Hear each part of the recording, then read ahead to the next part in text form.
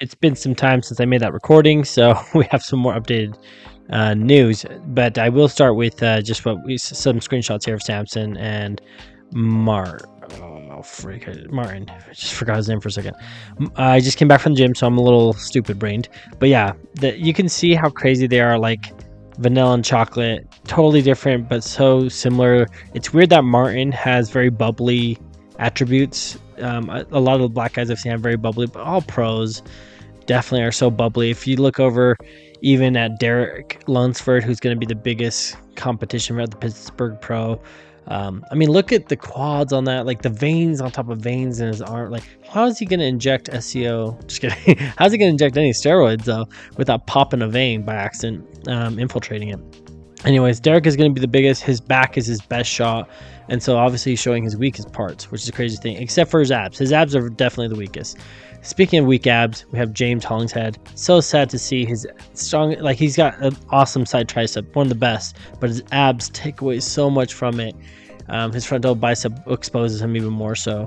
Someone that's coming back, it looks like his legs are really coming back, is William Bonac.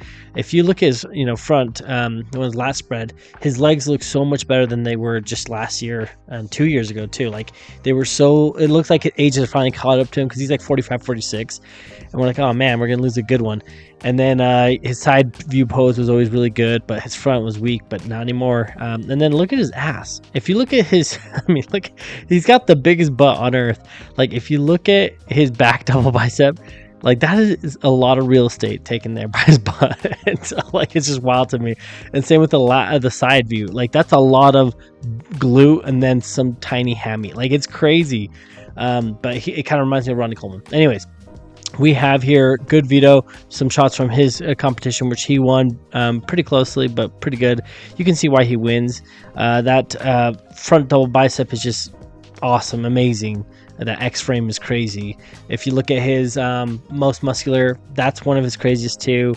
He's got one of the best quads, if not the best quads and arms, and somewhat V-taper out there. His quads are by far like the best. Like they're crazy Jay Cutler-esque, and then some. I think with girth, maybe not. So I don't know. We'll never know. Anyways, his back though is his weakness, and that will hold him back from beating Derek.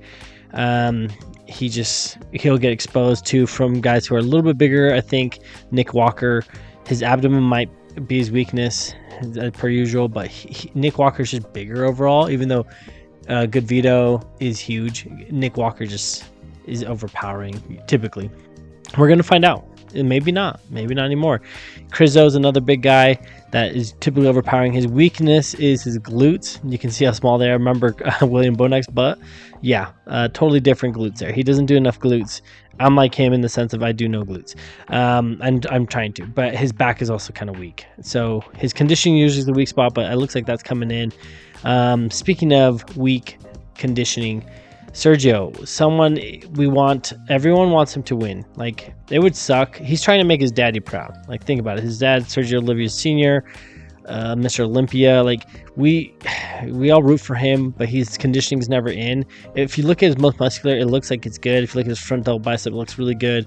It could be a little bit more detailed. You can start seeing some of the weaknesses. We haven't seen his back yet, which is kind of sad because that tells you something.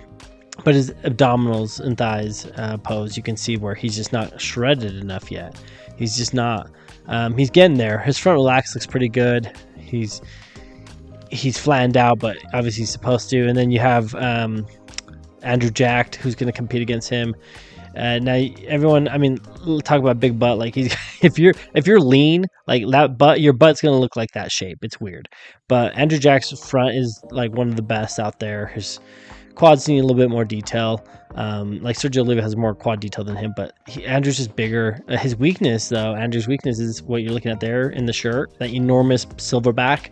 That's huge. I know, but it's his weakness. Andrew's known for his splits, his agility. He's very he's getting some practice from like a ballet lady. But his back, if you look at it in the competition, just like a back lat spread, it's just the weakest part. His hamstrings are not as detailed. His glutes are a little watered out.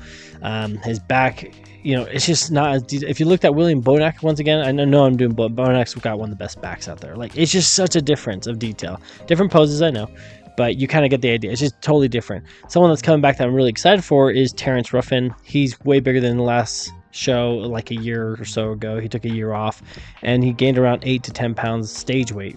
That's 8 to 10 pounds on stage. That's pretty impressive. And yeah, so that sets us up for this upcoming show.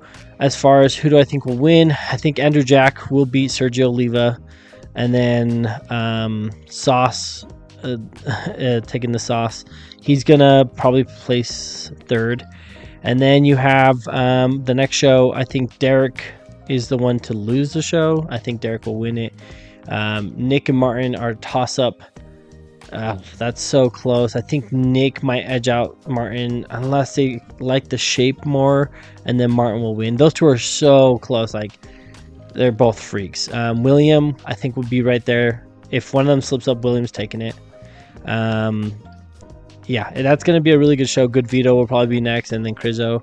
I don't think Crizzo's as good as Good Vito, but we haven't seen good.